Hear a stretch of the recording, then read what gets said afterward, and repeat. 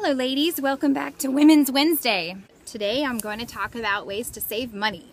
And this is coming from an inspiration from a viewer that I got the privilege to meet on last Friday night's live stream. Her name is Mama on a Budget, and she was asking me if I could do some sort of practical living type of videos, and well, specifically like a daily life, sort of like how we do homeschool and stuff like that. Well, Mama on a Budget, I am still gonna do something like that, but based on your name, I thought that I could do something along the lines of how to save money. So we are a large family. We have 13 children between both of us.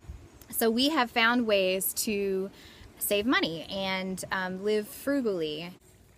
One of the biggest ways that we save money around here is by growing our own food. We have a large garden, and we try to grow as much food as possible so we don't have to buy it from the stores. And actually, my kid the other day, 6-year-old, he didn't know what a regular potato was that we were being served somewhere, and there's just proof that this kid only eats what we grow. So we don't have any luck with regular Irish potatoes, but we grow a lot of sweet potatoes, and so that's really all he knows. The other thing about going grocery shopping is I try to stick to only the perimeter and like only whole food items that only have one ingredient. So like you walk in, you've got the produce on one side, and then you go around, you got the meat, and then the dairy, and then usually like the baking aisle. But you know, really try to stay away from those processed foods or prepackaged foods and stuff like that. We also buy in bulk as much as possible. We've got, you know, we do the bucket system here. Got some of our buckets. We've got sugar, salt, flour. One way to save is to buy in bulk. We try not to go out to eat very much. Hezzy, Mommy's doing a video. And we do splurge on pizza every now and then. Pretty often, but not like we don't go out to eat you know, McDonald's or anything like that. So then like non-food items, I do a lot of thrift storing. We get most all of our clothes from thrift stores. Furniture, we somehow end up with a lot of free furniture. People just love giving us furniture. I'm not sure why or what. So the Revolting Man is very resourceful. He finds all kinds of stuff that he loves to bring home and save for future uses. Like this stack of concrete blocks that he's going to be, I think he's going to use some for the root cellar. He's built a bedroom into our home using all reclaimed wood. He's built the dining room table, and he's recently built triple bunk beds for our boys. We drive old vehicles, we don't have car payments, and we're almost not going to have a house payment. We're going to have our house paid off very soon, so that's super exciting. And let's see, we try to cut our other bills down as much as possible. We don't have AC in the summertime, and we heat with wood in the winter, so those are huge expenses that we don't have. And what else?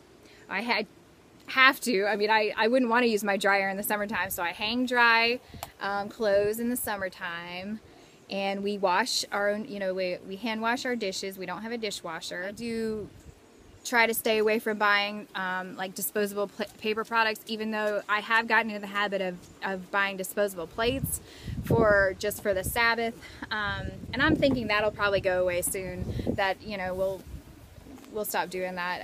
I cloth diaper. These are pretty inexpensive. These right here are just flour sack towels. They're $1 a piece at Walmart. Double up, and that's, you know, that's very absorbent. And then these covers, you might have to splurge a little bit on to begin with, but save lots of money in the long run. Oh, we do our own haircuts. And this was I was asking the kids what all we do to save money, and that was one of the girls said that, you know, haircuts, and I thought that was great. I had totally not thought about that. I've been using like homemade cleaners for, I don't know, probably 10 years.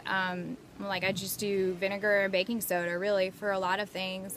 The thing is that I go through phases where I'm all gung-ho about saving money in this area, and then so I'll, you know, be making all of the, you know, toothpaste and deodorant and the laundry soap and then, you know, baking all the bread, and then something will throw me off, and then I'll get out of the habit of it and you know, move on to something else, or then I come back around to it. And the thing is that I feel like as long as I have the knowledge of how to do it, then that's sort of the important part, that if, you know, if we, you know, have a power outage or a storm comes through and we run out of something and we can't get to the store, then, you know, what, you know, do I freak out? And no, I already know how to do some of that stuff. So, you know, anyways, probably making excuses, but it's always a challenge to look at each month and think, you know, where else can we save? What else can we do differently?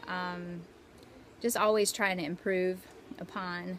I really like the path that it's taken. It sort of parallels the homesteading path and the preparedness path.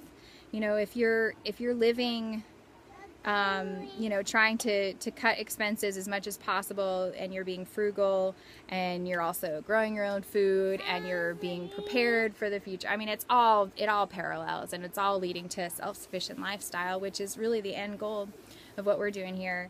Maybe some of these ideas will help. I don't know. Maybe somebody else has got other ideas I hadn't thought about it.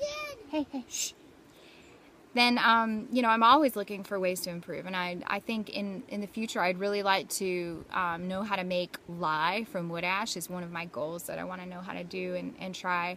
And I'd also love to learn how to make clothes better, you know, and either knit or something like that. That's always been sort of a desire of mine. But anyways, that's it for today. So I guess we'll talk to you next time. Have a great week. Thank you. Bye-bye.